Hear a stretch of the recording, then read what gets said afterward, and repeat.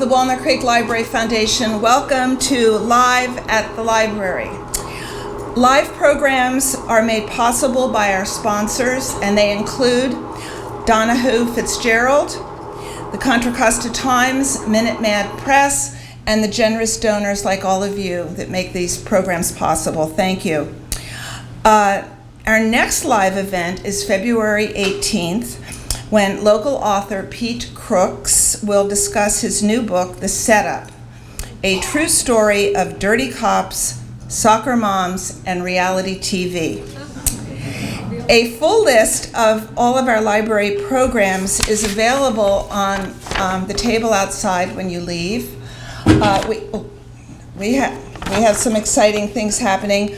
We now have Creative Thursdays, where there is a project every week. We have speed dating. It's literary speed dating. You have to be a reader. And we also talk about our Authors Gala, which is coming up on March 14th, which is a way to support the library. And this information is also on the table when you leave.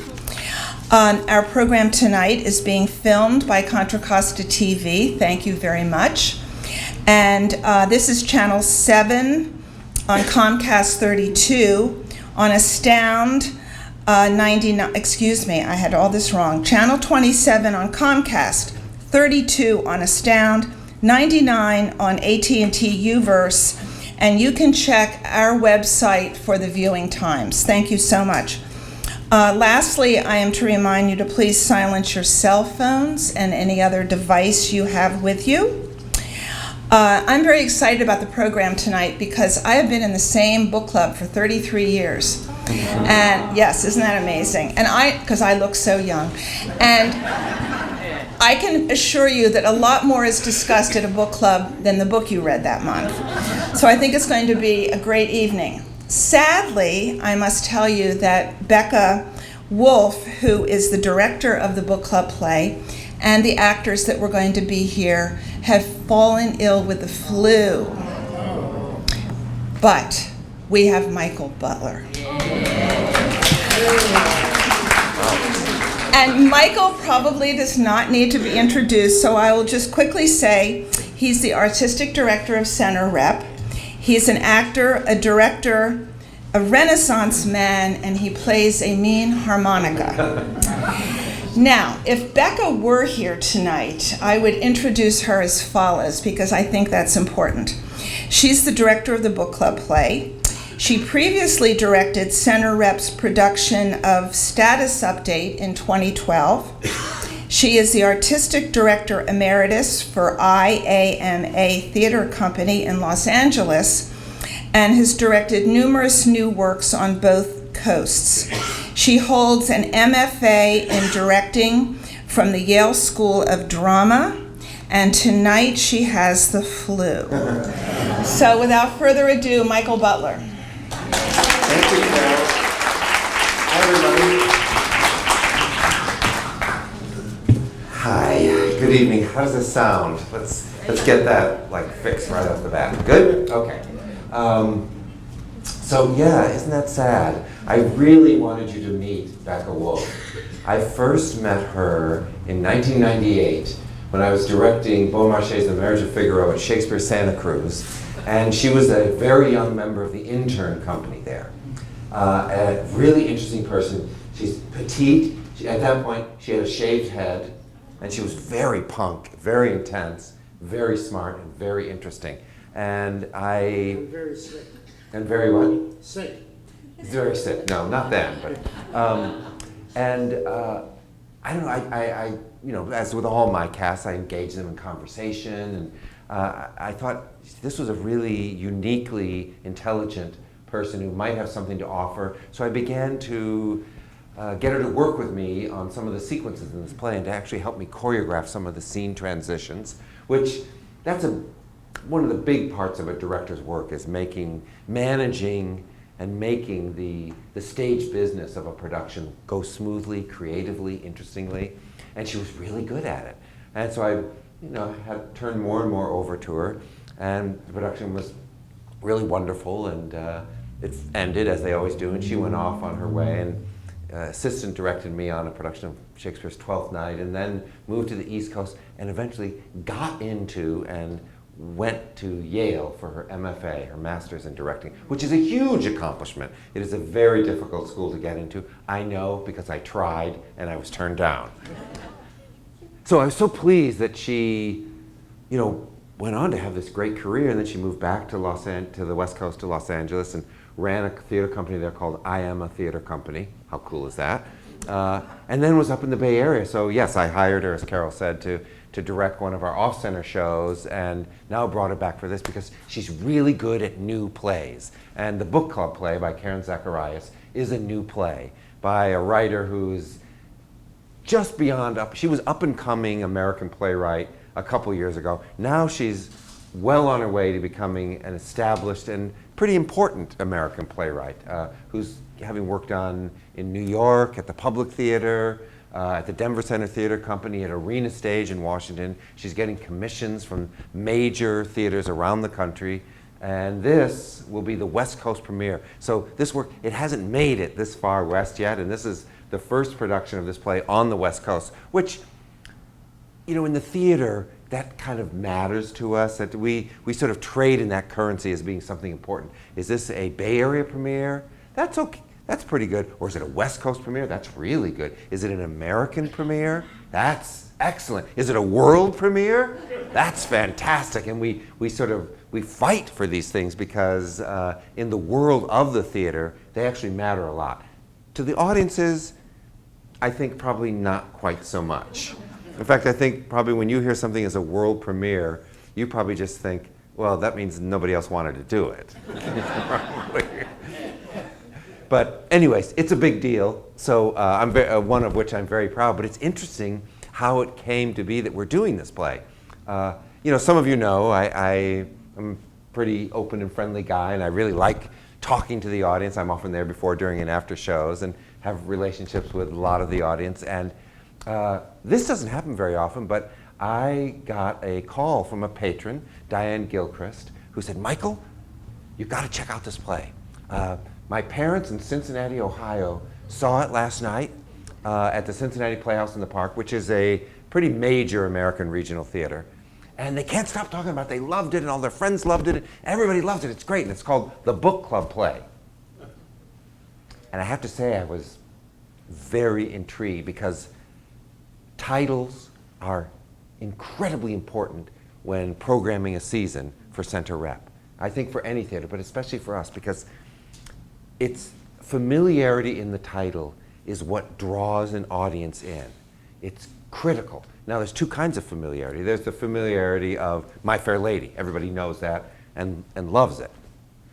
Then there's new plays, like the book club play, that the only thing they have to go on is the title, and the title has to tell the audience something about what the play is about. With any luck, it does something like a piece that we did in my first year called The Musical of Musicals, The Musical. See, now that's a perfect title, because is it a play or a musical? It's a musical. Is it funny or is it a tragedy? It's probably funny, yeah. So it conveyed a lot of information. That's really, really good, because people like to be surprised when they go to the theater. They like to learn something new. They like to have a thought-provoking experience. But that's not why they go. The thing that gets them there is the familiarity. So you have to give them that. It's one of my favorite things to talk about playwrights with. One recent conversation I had with a Bay Area playwright was about his play called Tenders in the Fog. Now, what do you think of that title? Are you drawn to go to that play? Do you have any idea what it's about?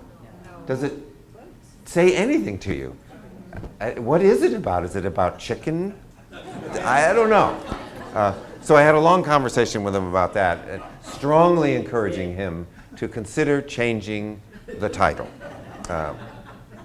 And it's surprising how often this happens. You'd think it was common sense. You'd think it was obvious, but it's not. At the risk of bordering on something inappropriate, just to give you one more example of this, This is so surprising, almost shocking, but it is true. A play by a playwright up in Seattle, and God bless this artistic director for producing this play. He had a commitment to this playwright. He said he would do it. The play was submitted. The play was called Mitzi's Abortion. Yeah. Can you imagine seeing that title in a center rep brochure? I can't. And he begged the playwright to change it, and she wouldn't, and it's her right to do that. And he went ahead and he honored his commitment, and he produced the play. It was a comedy. Good Lord. But it didn't do great. You will not be surprised to hear. So that's why I was initially so delighted and intrigued by the book club play, because who doesn't know what a book club play, what a book club is, and what a play is. And it sounds like it's probably going to be funny, and it is in fact a comedy, but tremendous amount of familiarity. In fact, how many people in our audience here today currently are in a book club? Okay, most of the audience. How many people were in a book club but are no longer? Oh, a lot of the people who didn't raise their hand before. So putting those all together, people who have been in a book club and are currently in a book club, we have, what's the show of hands? Oh, you're getting tired of raising your hand already. Wow. So that's great. Yeah, see? And I bet you're somewhat intrigued by the idea of a play about a book club. Yeah, it's great. So I called the artistic director of this theater and asked about it and made some inquiries and research and got a copy of the play and read it. And I thought it was really delightful and funny and had some great content in it about, about acceptance, great messages about acceptance of all kinds of books, of the reading experience, of what social organization like a book club should be and could be. So I like that because, it's very important to me to entertain. I think entertainment is something we're sadly lacking in our cultural lives. And I think the power of laughter is very undervalued and underrated as an emotional experience. I think it's maybe the most beautiful and powerful emotional experience we can have. So, and this play, I thought, showed promise to deliver on all of that and have something to say about our culture. So great so far. And very producible, cast of 6, and contemporary. So, the costumes aren't going to be, there's no 18th century wigs to come up with, and all these things are considerations in choosing a play. So I decided to go ahead with it. And let me tell you a little bit about the play very briefly. It is, in fact, about a book club supposedly run by the founder, Anna, who is, one might say, perhaps a little over-controlling. I don't know, is that ringing any bells for you book club folks? And a very interesting mix of members of this small book club, including her husband, their best friend, another friend, a female friend. So it's nice. It's got men and women, and it's not just one group. It's very diverse in a lot of ways. That's another thing I really liked about it. And then there is, at a certain point about halfway through Act 1, there is a new and unvetted member of the book club that shows up, and that becomes really important because Anna's whole thing is that members to this book club have to be vetted. There's a whole set of criteria. I see a lot of nodding heads. That's really interesting. And there is one cast member who I guess does not have the flu, and he's playing the Alex, the guy who shows up and sort of invades the book club. And he's here with us tonight. His name is Alonzo Yobar. Alonzo, please stand up and just give a wave. We might call on you a little bit later, yeah. Who wouldn't want him in your book club? I mean, come on. Anna's crazy. So the other major wrinkle, so that you have this setup of like the leader of the book club being very controlling.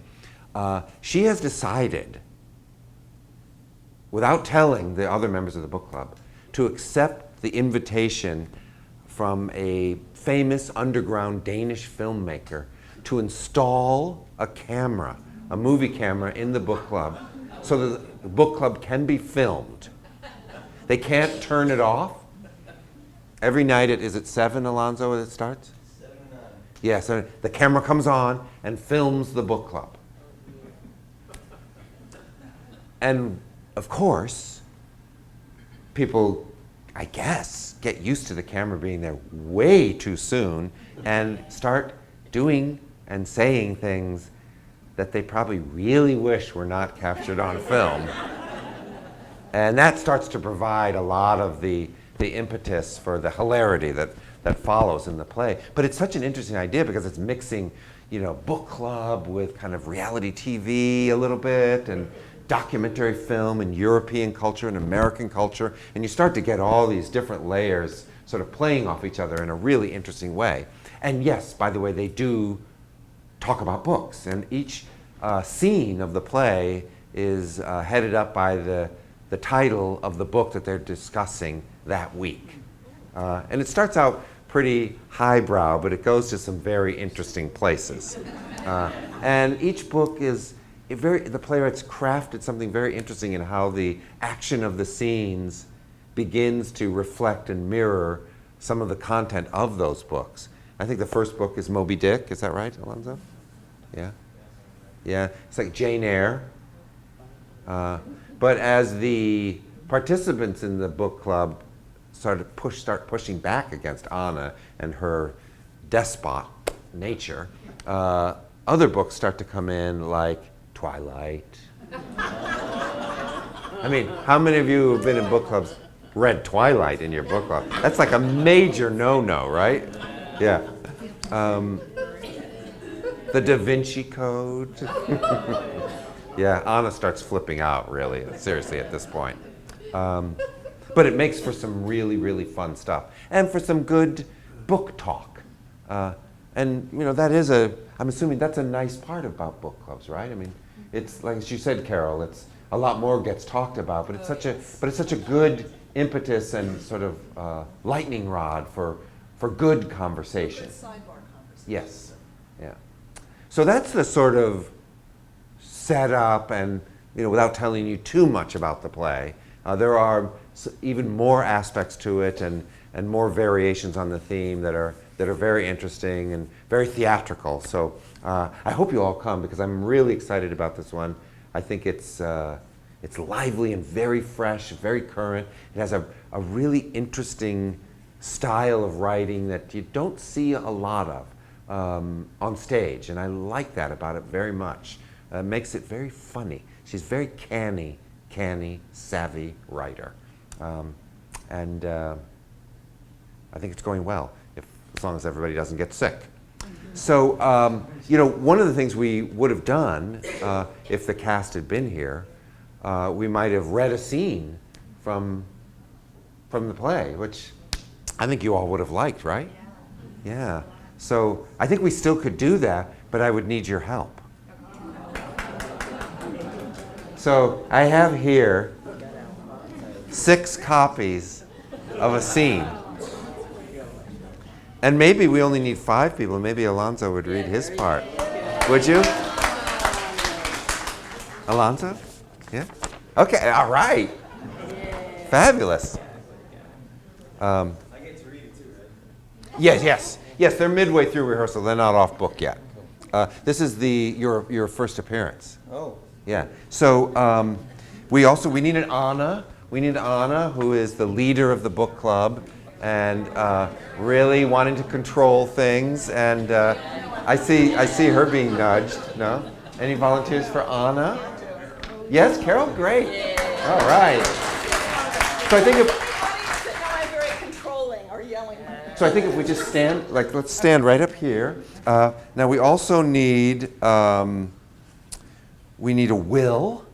Will is, Will's just a great guy. He's really specifically. I mean, in the play, I think everybody's like, in their late 30s to early 40s, the exception of Lily, the African American. She's a little younger. But Will works in a historical society, and he's very interested in history and, Kevin, perfect. You've been nominated. Oh, Kevin. Kevin Safine, the Director of Arts, Recreation, and Community Service here in Walnut Creek. And think of this, Kevin, as a rehearsal for your appearance in the Shelley Awards Saturday night, because Kevin will be, hi, thank you, Kevin will be appearing on stage as a guest speller in the production number from the 25th annual Putnam County Spelling Bee. So, there you go. Working on your spelling. Good. So you read Will, right? And we need Jen. Jen is she's so sweet. She's kind of a mess, disorganized, disheveled. Her hair is unkempt and her glasses. But and she's really romantic and really wants to find somebody. And she's made some poor decisions with men in the past. And but she's hoping to find her way. And book club is sort of a way for her to sort of come back into the world after sort of unexpectedly being involved in a scandal with a state senator or something. So there's got to be somebody in this room who's up for that. And age doesn't matter. We're just reading it. Anybody willing to take on Jen? And oh, fabulous! My God, ex-mayor of Walnut Creek. This is turning out to be one of the best casts I've ever had. That was Thank you, Kathy. So you're reading Jen. Gee, perhaps your husband would like to read Rob. Yeah? You want to read part two? You? Yeah. Because there's another guy, Rob. He's like he was good at sports in college, and he doesn't quite get. He wants the book club to read Tarzan. He's struggling with the Edith Wharton. That sounds like perfect for you. Very. Oh, I did it. You're playing who? Yeah, Anna. Yeah, it would be your husband. Yeah. But it's true. Barry Gordon did. I did promise that I might sort of put him on the spot. I think you'd be good, actually. He's a great ex-jock, Barry Gordon. Yeah. It's not a big part. You'll be great. Yeah. You're doing Rob. Yes. Yeah. And then the last one we need, I think, is Lily, the young, hip one who's in the play. She's African American, but I don't think we're going to be able to cast it that way tonight, can we? I don't think so. Oh, great! Fantastic. So Lily is like, she's actually gunning for Anna's job. Yeah. Thank you. Great. And Jen, who's Jen? Kathy, you're Jen? Yes. You invited Alex to this book club without letting Anna know. Yeah. Big no-no, right? Rob, you're just like you're Anna's husband. You're trying to just keep your head above water in this. Yes, Carol's. Yeah, keep her happy. Don't hide back there. Come on here. I want everybody up front and center. There you go. Yeah. You see how hard it is to be a director and stage people. So Alex is. I don't need to give you any direction. You're like got a head start, right? Jen, you invited Alex here, and you're kind of excited because you think he's kind of hot. You're just trying to keep it together, trying to keep your wife happy, and enjoy the company and the nachos. Who are you playing? Lily, right? Young and hip. Yeah, young and hip. Yeah. And you think Alex is cute too, so you want him to stay. You don't. This is revolution. You're against it. Will, you're like best friends with these two, with Anna and with Rob. Okay. Right. And she thinks that you're in love with her, but actually you're secretly in love with Rob. You keep that a secret. Yeah, Let's keep that a secret. I didn't want to tell you that before you came up, 'cause it wouldn't have happened. So this is a scene when Alex just shows up unexpected. So do the best you can. Pick up your cues. Try not to bump into the furniture and speak loud. You lead. And we'll begin with the light on Alex, and he enters the scene. Go, Alex. Book club? I presume? Oh, everyone, this is Jen's friend, Alex. We're laundry mates. Hi, Jen. Hi, Alex. I'm Anna Smith. Welcome to my home and my book club. Good. Our book club? So, this is book club. Not what I expected at all. Hello, Alex. I'm Lily. Good.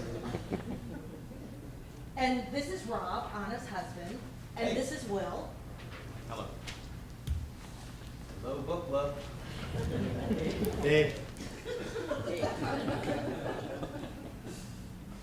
Oh, I'm sorry. There's not enough K's and hellos there. I'm very controlling. The introductions. So, no one here's a vampire? God, no. Oh, by the way, sorry to interrupt, but it's what directors do. This is the night they're slated to discuss Twilight, which is, for those of you, the few of you who don't know, is a book about vampires. Okay, please continue. So, no one here's a vampire? Oh, God, no. There's always someone in a group wanting to suck the life out of someone. Whoa, what's that? Oh, that's a bug-eyed camera I was telling you about. Our book club is the subject of a Lars Knudsen documentary. Lawrence Knudsen. Impressive. Hi, Lars. Please do not look at the camera. Oh. Okay. Just try to forget it's there. Please have a seat, Alex. How about Twilight? Did Twilight make you tingle all over? It certainly stirred some feelings. Excuse me? Is that an appropriate question to ask on a first book club? It totally made me tingle too. Really? Rob didn't read that book. Lucky Rob. Okay, let me fill you in. A young 17-year-old girl, Bella Swan, moves to the rainy town of Forks in the state of Washington to live with her father. She describes herself as clumsy and ordinary. But all the boys in school, even the elusive, hyper-handsome Edward Cullen, seem interested in her. That's right. Edward is attracted to Bella because the scent of her blood beckons him. You see, Edward Cullen is a vampire. A vegetarian vampire. And he hungers for Bella to go to prom with him. Prom? How can a vampire go to high school? He's been 17 for 100 years. But doesn't the sun kill the vampire? No, the sun makes Edward sparkle. You're making this up. Actually, the author, Stephanie Meyer, did that. Apparently, not all vampire cultures are the same. There is absolutely nothing cultured about this book. Amen. Edward loves Bella, but also yearns to drink her blood. And she loves him, but they can't make love.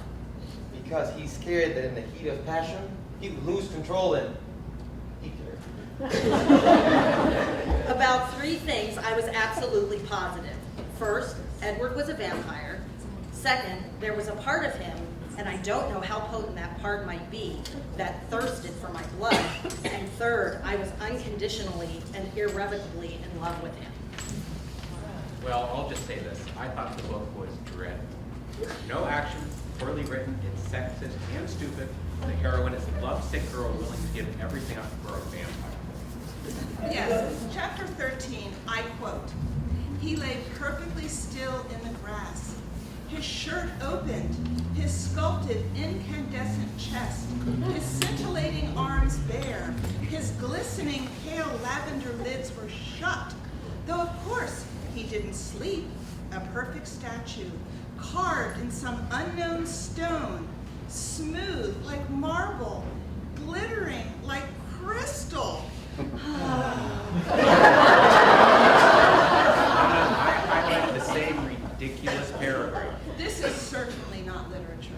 Oh.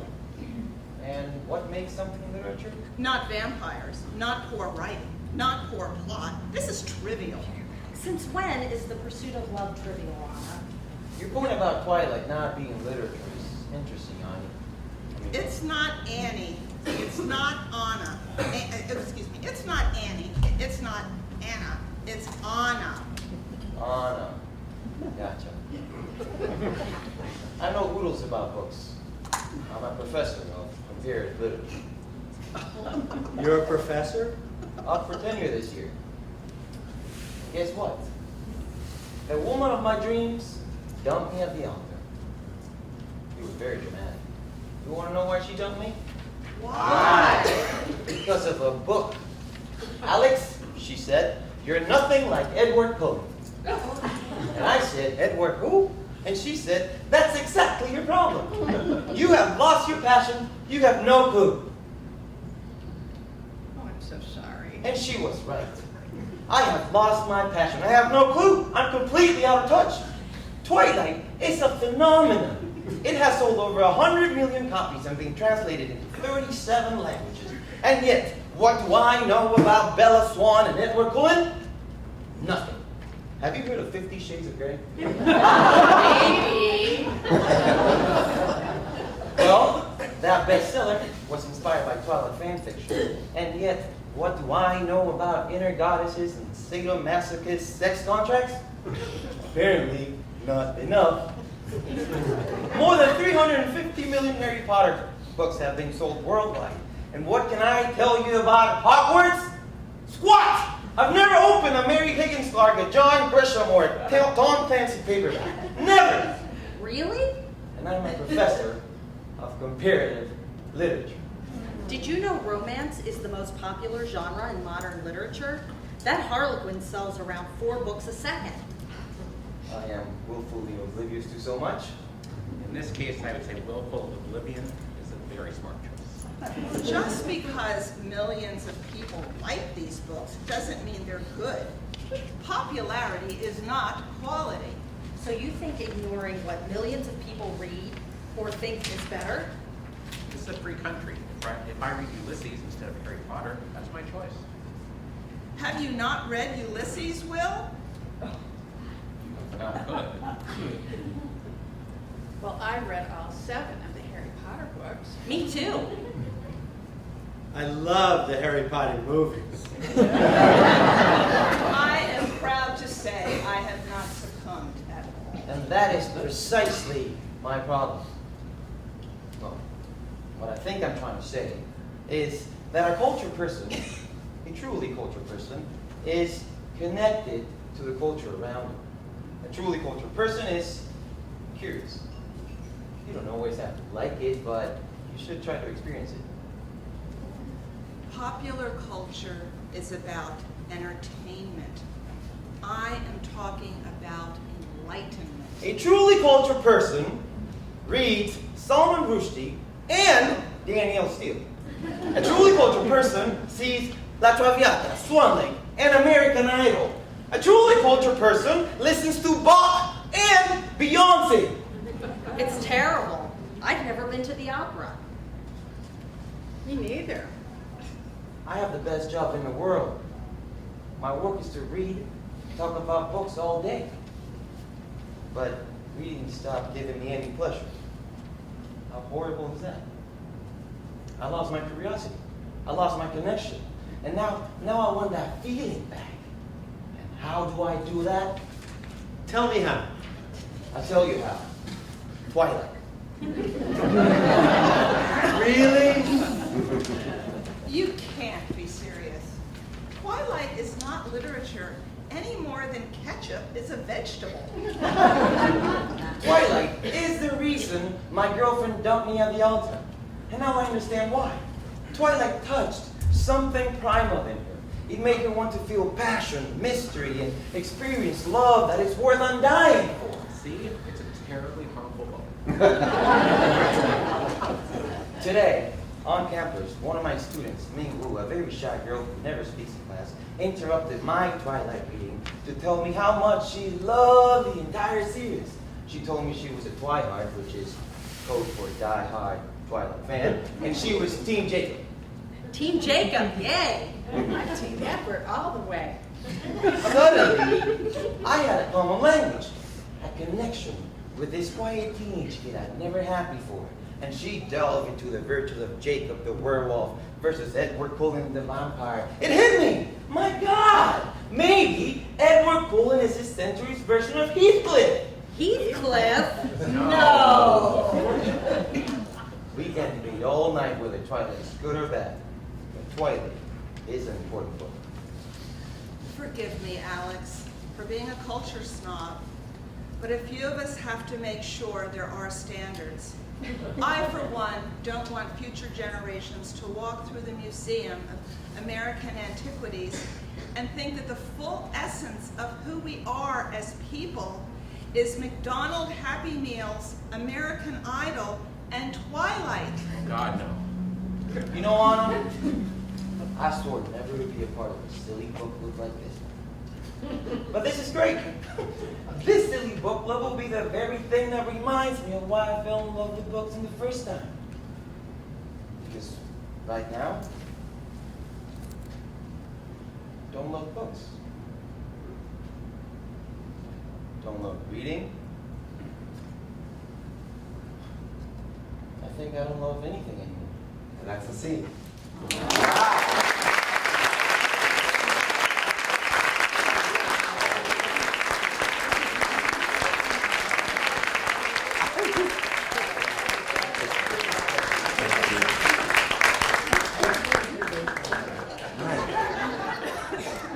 They were really good.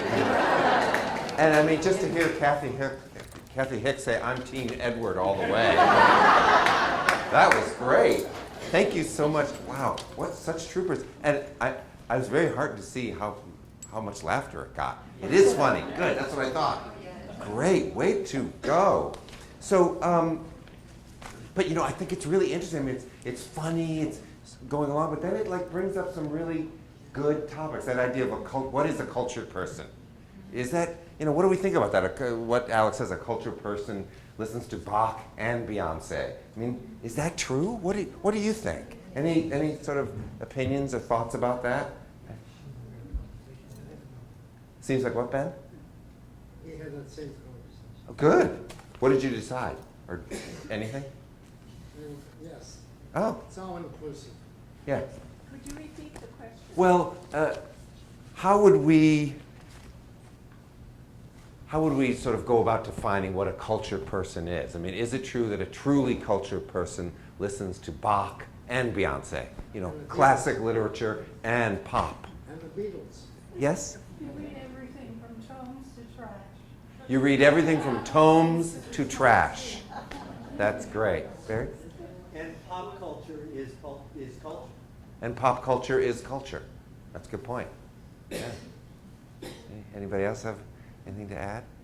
Well, it's like the Impressionist painters coming there early in the 1900s, and they're frowned upon Yes. by the art people in Paris and all over the world. Yeah. And all of a sudden, then the Impressionists became one of the most important parts of art. Right. Yeah. Who knows when this is going to occur? Right. That's a great point. So cool. Hey, I'd love to open it up to questions about anything at this point, about this play, about the production, about Center Rep, about productions in the past, things you'd like to see. So just feel free as we're continuing to just raise your hand. Yes. I got a question about the script. Now, Yes. You get a script in. Do you change it at all? Or are you allowed to change things if you think something is lacking humor? Can you insert that, or how far do you go in changing the script? That's a great question. Yes. When we get a script, can we change it? Do we change it? Are we allowed to change it? And actually, the answer is no. We are not. The theater protects the writer better than any other art form going. Movies is a disaster for writers. They own it and they can do anything they want to it, but there are strict protections. We cannot change a comma, we cannot change a word, we cannot substitute, we cannot delete bad language if we don't want it. Our only choice is to not do it. But if we do it, we have to do what the playwright has written. We don't have to follow stage directions, though. We have to do the words, the dialogue that the playwright has written, but we can interpret how we do the play, where people move, what sort of setting it's in, with rare exceptions. But yes, in green, and then I'll get you. Yes, that was my question. Ah. Do you think, or did the author have theatrical notes, like many playwrights will indicate stage right, stage left? Yes. Things like that. I've seen Shakespeare swinging on the rope and draw. Well, Shakespeare, she's asking about stage directions in plays and what's going on with that. I mean, Shakespeare is actually famous for having almost no stage directions. In fact, one of his most famous ones is "Enter, pursued by bear." So he doesn't have many, but when he does, and he literally means being chased by a bear. So that's a pretty famous one. But yeah, you'll read, hundreds of lines, whole acts without a stage direction in Shakespeare. Modern plays tend to be sparing in their stage directions. Going in the opposite direction from Shakespeare, you've got Eugene O'Neill, famous American playwright who wrote some of his last greatest plays at Dow House in Danville. He's famous for stage directions that go on and on to a point where they're almost funny. They're like plays in themselves with an incredible amount of detail, all of which is pretty much unplayable as an actor. Yes, Carol, you know about this. Yes, and I don't know if it's other than Eugene O'Neill, but I thought there was like a statute of limitations if a playwright, Yes. because O'Neill plays, I'm on the board of the O'Neill Foundation. O'Neill plays are seldom produced the entire length of the play. In a strange interlude is 7 hours long. Yeah. I mean, no one would come see that in today's. How that's called an interlude is beyond me. And even some of his more famous plays like Moon and Long Day's Journey are often edited down. They're cut because they're so long. So in that case, we do have permission, don't we, Michael, to edit a play if it's. We're in a gray area with O'Neill. There is copyrights run out. They can be renewed by the family or the estates, but eventually even they cannot continue to renew them. And for example, Oscar Wilde's plays are just becoming public domain now.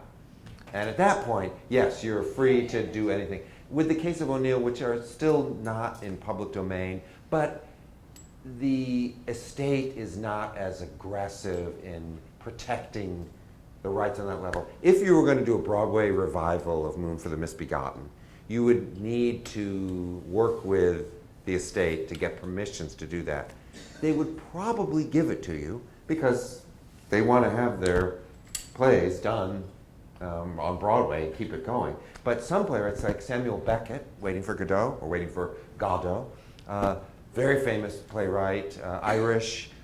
He's been dead for about 20 years, but the estate is incredibly vigorous in protecting the rights of the play, to the point where if they find out you want to do Endgame, famous production, wanted to set Endgame in a subway, and they shut down the production. And that's a case where they were doing the words, but they wanted to change the setting, and the Samuel Beckett estate said, no, you cannot, and they won. They won't let you change gender. The tramps have to be men, can't be women. So they're extremely vigorous. Eugene O'Neill, not so much. No. And like Stephen Sondheim, who's still alive, Yeah. I've had personal experience with that.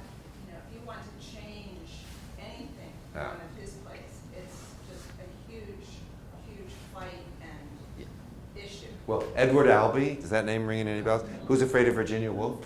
If you want to do a production of an Edward Albee play, and in a small regional theater, you have to submit to him, the pictures and resumes of the actors you want to cast, because he has casting approval based on a picture and resume.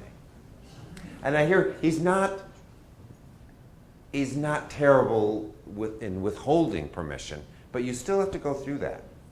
That's kind of scary. Man, you had a question, and then I'll get back there?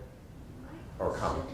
is, the role that you're playing is limitations you have, is that across the board? That goes to Broadway as well? I'm sorry, the role I have as director, The limitations. the you limitation. have Ah. as director, the confines. Yeah. As you were just stating, Yeah. and that goes to Broadway as well. Do the limitations a director faces, would that apply to a Broadway production as well? Probably much less so, because there's so much money to be made on Broadway. Everybody, any playwright wants to have his or her play done on Broadway. It's really rare. And you stand to make a lot of money, and then regional theaters, hundreds of regional theaters around the country go, oh, that play was done on Broadway, now we want to do it. It can be such an enormous boon for a writer that they're much more likely to be flexible. Yeah. Yeah. In a way, yeah. Yes, there were some hands back there. Yes, ma'am. I have a question about the filming of the documentary and the actual club venue of your book club. Yeah. Is it a place or is it a concept? You will not be surprised to learn that the place is Anna's home, I guess the idea is that they've traded homes and as locations for their meetings, but with the camera being installed, it will now be Anna's home for every one of the subsequent filmed book clubs. Is that what you meant by that question? And Is it a weekly event or a monthly? I think they get down to like 2 weeks. Yeah, so they have to read, Moby Dick in 2 weeks. Wow. I guess they don't have jobs. Yes? Can you kind of briefly describe the process of how Senator Bratton chooses the play, and how do you mesh, maybe there'll be requirements about sending in the pictures of the cast or whatever, and so that you would have to time that to maybe we can't do this play around that. Yes, the question is how do I choose a season, basically? Is it you or is it a No, committee? no, it's me. And in fact, I take this with me a lot because I need, sometimes, because I'm picking the season now for 2015-16. So, that will begin in the fall of 2015. Yeah, yeah. So I take this with me sometimes to help remind myself of what I'm going for, and it's called, How Do I Pick a Season? There's our mission, that we developed as a group, the staff, when I started 9 years ago, and our mission, we decided, was to celebrate the power of the human imagination by producing visually astonishing, emotionally engaging, and intellectually involving live theater. So that sort of drives that part of the decision. We have core values. I'm a big believer in having an essentially optimistic experience presented on stage. I really believe in the power. I'm not interested in dragging us down into looking at how awful human beings are. I want a complex but ultimately optimistic presentation of the human experience. However, I have tremendous, I'll get you in a second, I have tremendous commercial pressures. I have to sell an extraordinary high percentage of tickets. And that just comes, that's a whole nother live at the library session to talk about that. But that's, every show has to be a home run. Every show has to sell about 90 to 95% of its seats, which is, no theater is doing that, I can tell you that. So, artistic viability, I have to like it. I have to believe in it. Balance in a season. Like, for example, the one season I was interested in doing To Kill a Mockingbird.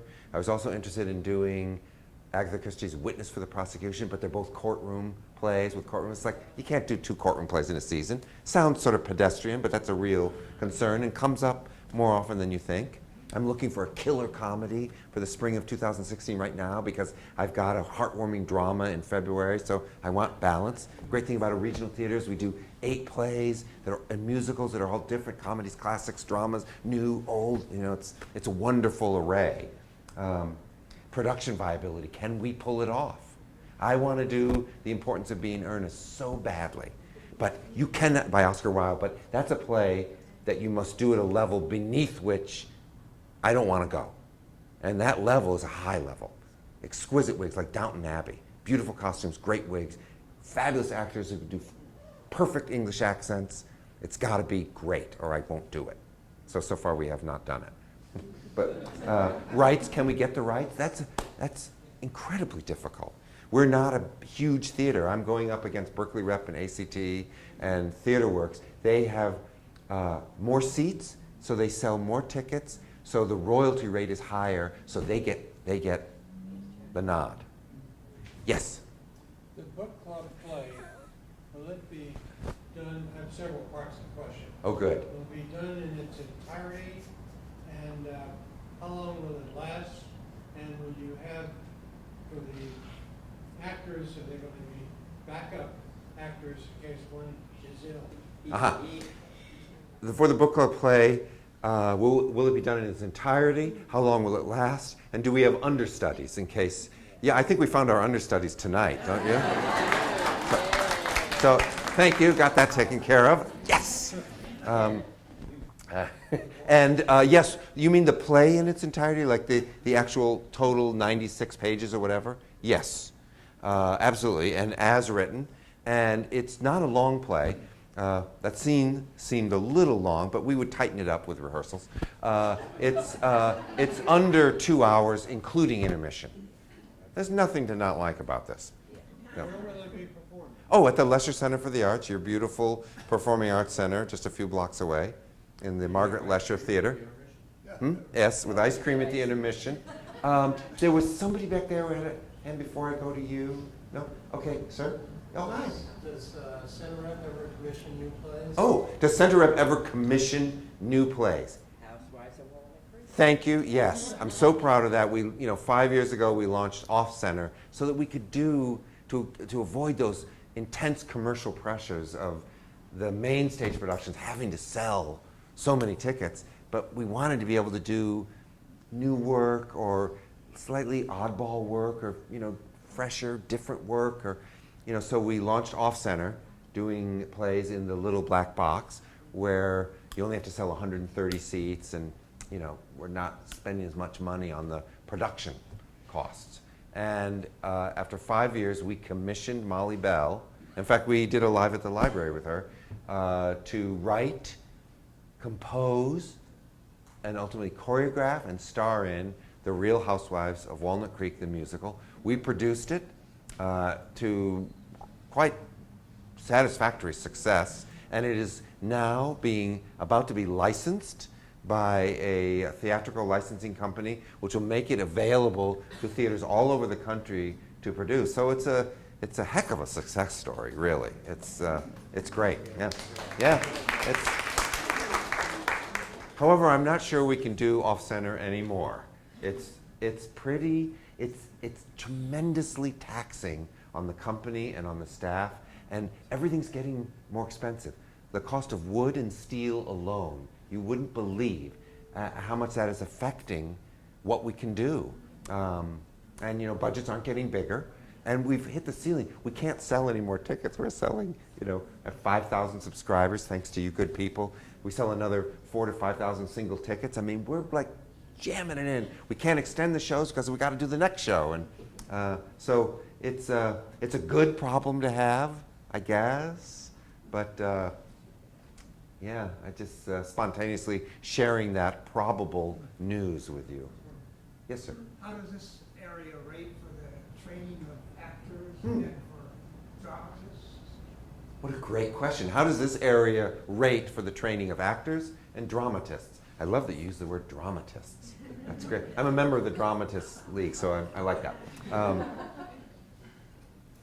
Well, for actor training, honestly, that has exploded in this country. There are universities all over with pretty good BFA and MFA actor training programs. But it's still, the best training is still, the very best, is still a pretty small group. Yale, NYU, Juilliard, maybe Goodman in Chicago. And then you got another level, Rutgers and North Carolina School for the Arts and maybe ACT. But it's still pretty small, but boy, a lot of trained actors with MFAs and enormous debt are being pumped out into the world. And it's, I'm not sure how that's going to work out. It's pretty tough. And for dramatists, kind of the same paradigm. It's the very best ones tend to still be on the East Coast. However, there's a lot of playwrights in the Bay Area. But you know, New York and London, those are theater meccas. That's where it's really happening. You know, you've got the full range. You've got, you know, Broadway down to like the funkiest off Broadway experimental stuff, and you know, so it's just very vibrant there. Ashland.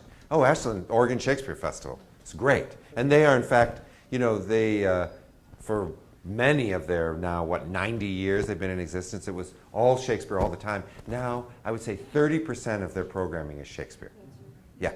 Next year they're doing Guys and Dolls. They're doing a lot of new plays. And from plays from all over the world, not just new American plays. So, and that's true of every theater. Cal Shakes, they don't just do Shakespeare anymore because nobody can make it just doing Shakespeare. You need to diversify. I mean, it sounds like we're talking about, you know, automotive manufacturing or something. You know, because just the interest level from people buying tickets is not so concentrated in that. So, you know, everybody's having to adjust. Yeah. I think there were some hands of it. Yes, sir. Many years ago, San Francisco State College was doing it for its drama department. And a friend of mine went to Yale, and he told me that he couldn't study acting or directing because it was a history of theater type of focus. And he made a few professors at Yale, Ron White, who also had various plays. When did Yale become a acting focus rather than a history of and a literature of drama? Do you have any sense of that?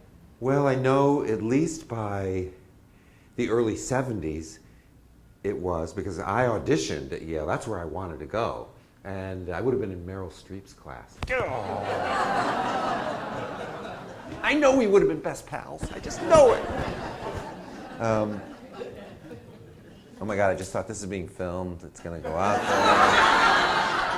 Meryl, I'm sorry.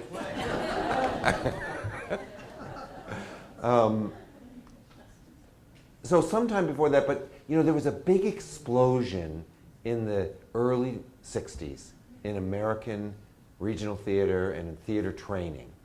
For a long time before then, I mean, theater in America, it's a really amazing history because for many centuries, literally, it was just British imports or vaudeville or burlesque, and that's from like 1692 right on up to the 1920s. And guess who changed all that pretty much single-handedly? Eugene O'Neill, starting to write American work with real content and attempting tragedy and great work, and did it. Went on to win 4 Pulitzer Prizes, a feat still unmatched, and changed, how many? And 1 Nobel, yeah. And that changed the whole focus of American drama and dramatists, and that opened the door for the next generation, for Arthur Miller, for Tennessee Williams, to start writing what they were writing. They couldn't have done it if Eugene O'Neill hadn't had success putting plays like The Iceman Cometh and Long Day's Journey into Night. That allowed Tennessee Williams to write his deeply felt memory play, The Glass Menagerie, and then lead to all those other great works. And then that in turn opened up a whole nother world for young dramatists in the 1960s. But the crucial thing that really happened, because at that point, in the early mid part of the 20th century, if you wanted to see professional theater in America, you had very little choice. If you lived in New York, you could see it. If you lived pretty much anywhere else, you had to wait for a touring company to come to a major city, Chicago, San Francisco. If you lived in Des Moines, you had an 800-mile road trip ahead of you to see a play, a great play with a Broadway star, Katharine Cornell, and something. And there was a movement started by 4 amazing, pioneering women who decided to go out. They thought, this is ridiculous. Why can't professional, high-quality theater be available to Americans in more cities? And Nina Vance went to Houston and formed Alley Theater Company. And Zelda Fitzhandler went to Washington, D.C. and formed Arena Stage Company.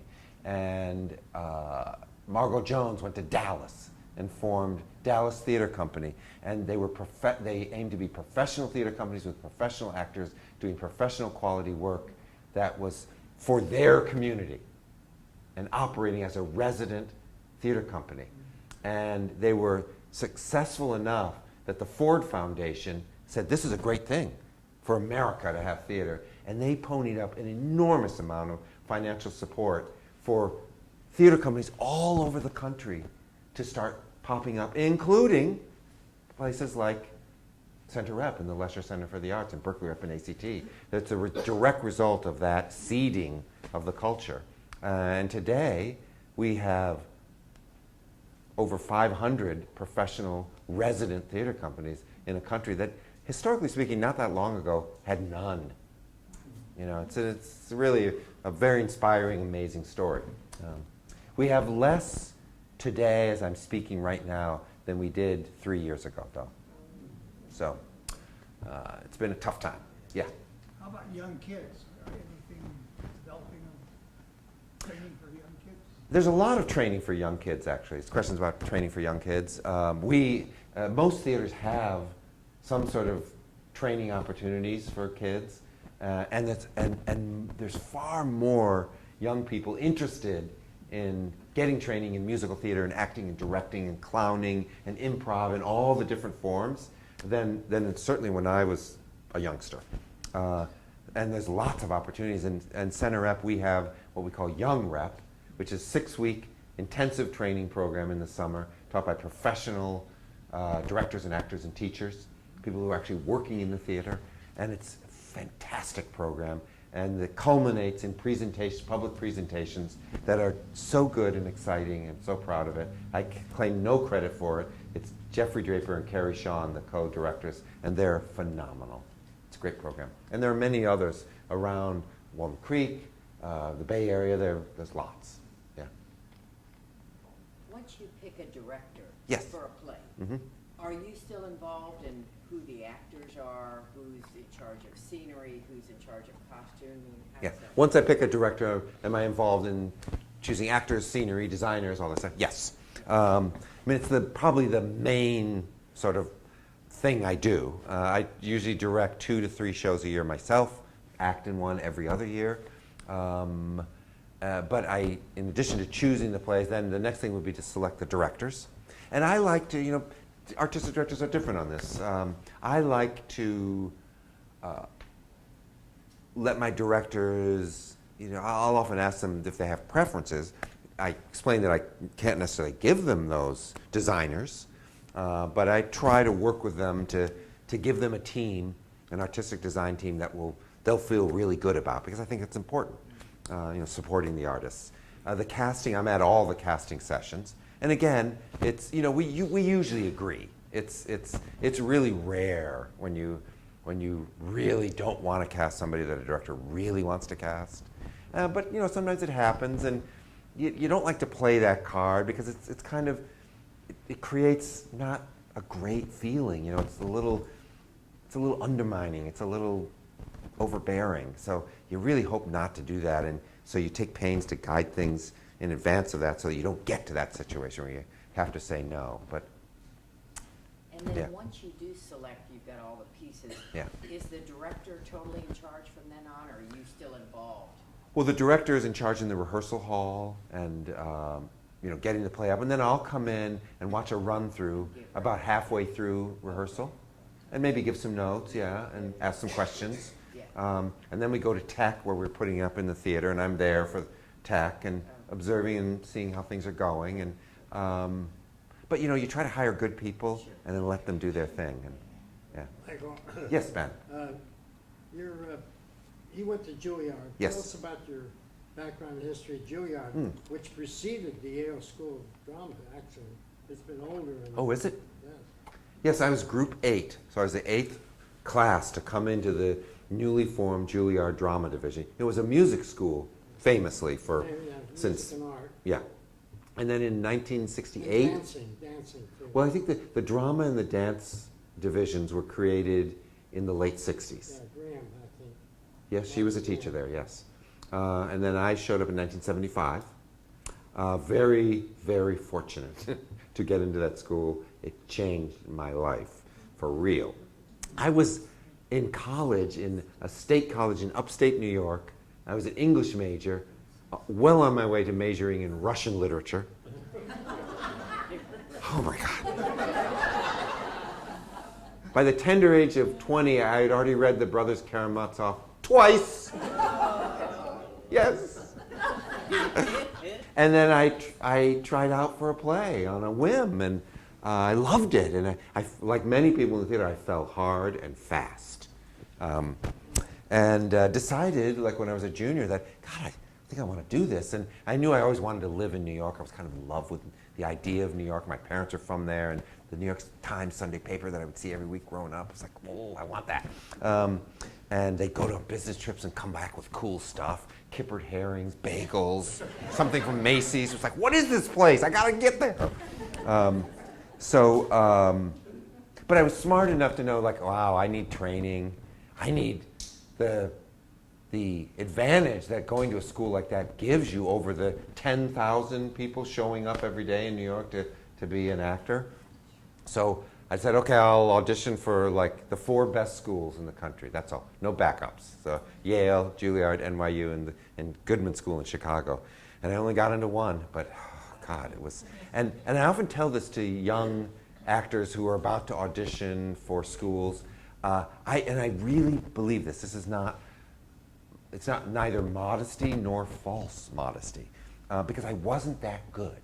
But you know, a training school like that, they're not looking for someone who's already good. They're looking for somebody they can train. Makes sense, right? You're going to go there for 4 years. It's going to be brutal. So they want clay they can mold, not clay with a bunch of habits, good, bad, or otherwise.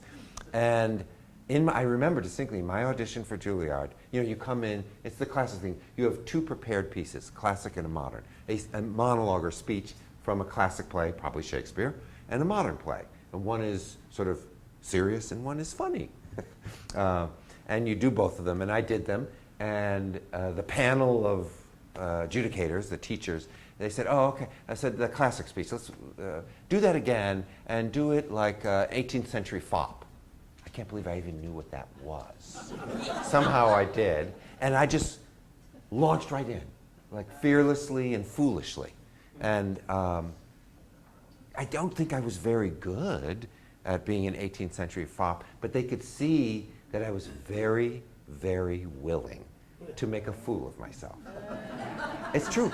And I still am. Look. And that's how I got in. We have time for maybe one more Okay. question.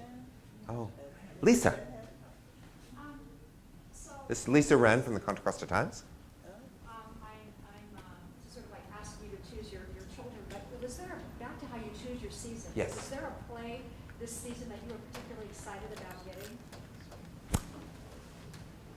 Well, I was excited about getting the book club play because it's kind of a hot play. It's being done in a lot of theaters right now. And you know, this is terrible. As soon as I called the agent, it's not published yet, so it's an agent dealing with it. And he was like, oh, someone from the Bay Area is interested? What other theaters are there? And he started then making inquiries to theaters where he'd already sent it and it had languished or whatever. So he suddenly was like going to Berkeley Rep and Theater Works and going, hey, Center Rep's interested in this. Are you interested? Because they'll make more money off of those theaters than me. So I had to like be really crafty and insistent and like try to cut them off and like do all this sort of like art of war stuff, you know. So that was kind of exciting and had a happy ending. So it's fun to think about that. If I lost it, and I have lost plays that it's not so fun. But this one, because it had a happy ending, it's like, yes, I got it. I think Michael will stay here for a few minutes. Oh, sure. If you want to come up and ask questions. But first of all, thank you for telling us about the book club play. Yes. Thank you for giving us a quick course in 20th century American theater, which is a little extra tonight. And you know, I'm just thinking that some of us entertained you when we came up here. Yes. So I think you need to entertain Oh. us. Maybe whistle us off the.